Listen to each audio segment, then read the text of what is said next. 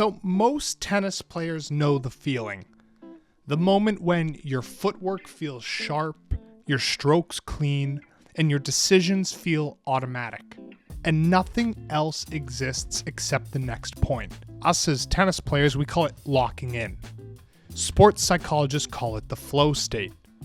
It's that mental zone where performance feels effortless, time seems weird, and the world around you just fades away. Today, we're going to break down the psychology behind that experience, what it really is, how it happens, and why losing it, especially mid-match, can devastate performance and even change the outcome of a match entirely. Now, if you want more content like this, feel free to hit that like button, subscribe to Hot Take Tennis, and keep a lookout for our videos.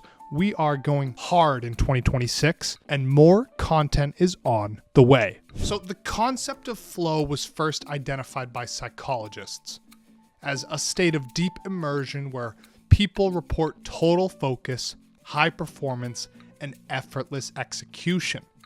Now, in athletes, flow, it's not just mental toughness. It's a real psychological state with distinct characteristics.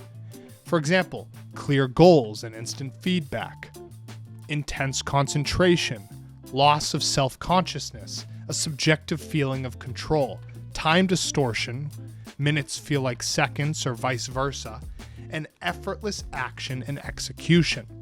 It's not just pop psychology. Researchers have even explored how flow develops and breaks down.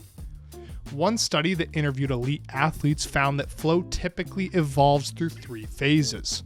Preparation, so setting up the conditions mentally and physically to enter the zone.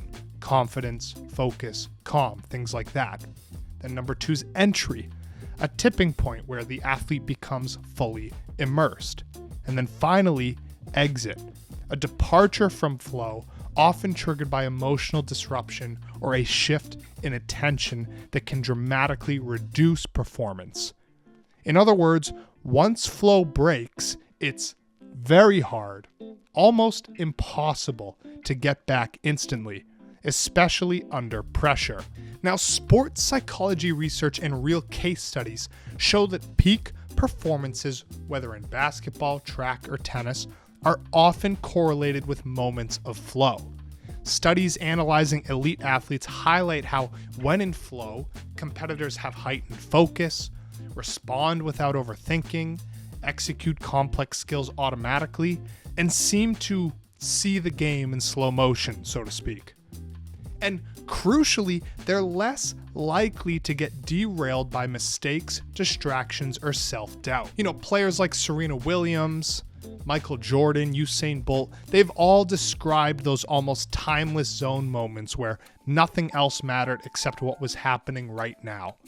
In tennis, players report experiences just like those. Long rallies where decision-making feels instinctive, serves that just happen, and senses that rival strengths just disappear. It's flow. Now, you may be asking, what happens when that state is disrupted? So let's bring this abstract psychology into a real match. So during the 2026 Australian Open qualifiers, veteran Sebastian Offner faced rising American Nishesh Basavaredi in a dramatic final set 10-point tiebreak. At one point, Offner surged ahead 6-1 in the breaker, won the next point 7-1, and celebrated, thinking he had won the match. Only, of course, he hadn't. It was a 10-point tiebreaker, not a 7-point. In that brief celebration, he mentally exited the competitive context. So number 3, his concentration, rhythm, and emotional control snapped. His brain called match point before the umpire did. And when play resumed, Offner won only 1 of the next 9 points. And Basavaredi, well, he rallied to win the tiebreak 13-11, knocking Offner out. with a pretty hilarious celebration. And Basavaretti himself later noted that seeing Offner tense up a little bit after that moment gave him a psychological opening to stay in the contest. So let's analyze this. What happened from a psychological perspective? Well, here's the key. The flow state is fragile. It's not a permanent mindset. And once an athlete loses the conditions that support it, like focus, emotional calm, task engagement, they fall out of the zone rapidly, almost instantaneously. And here's the kicker. Re-entering flow state, especially during peak competition, is borderline impossible. Because it's not just a state of concentration.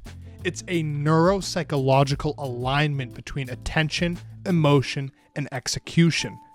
And once that alignment breaks, well, you start thinking more consciously.